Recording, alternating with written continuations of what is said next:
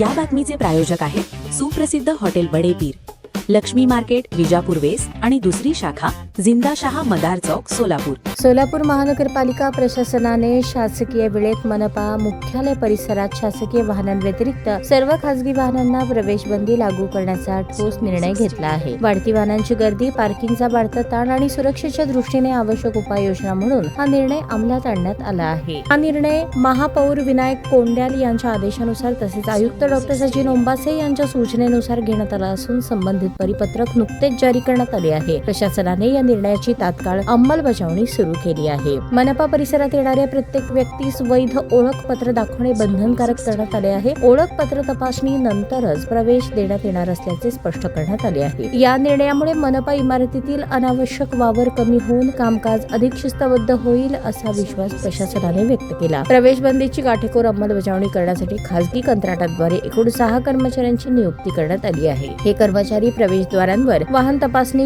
ओळखपत्र तपासणी, वाहतूक नियमनाची जबाबदारी पार पाडतील. पालिकेत विविध कामांसाठी येणाऱ्या नागरिकांची गैरसोय होऊ नये यासाठी हुतात्मा स्मारक शेजारील मोकळी जागा पार्किंगसाठी उपलब्ध करून देण्यात आली आहे. त्यामुळे मनपा परिसरातील वाहतूक कोंडी कमी होऊन नागरिकांना सुलभ प्रवेश मिळेल असा प्रशासनाचा दावा आहे.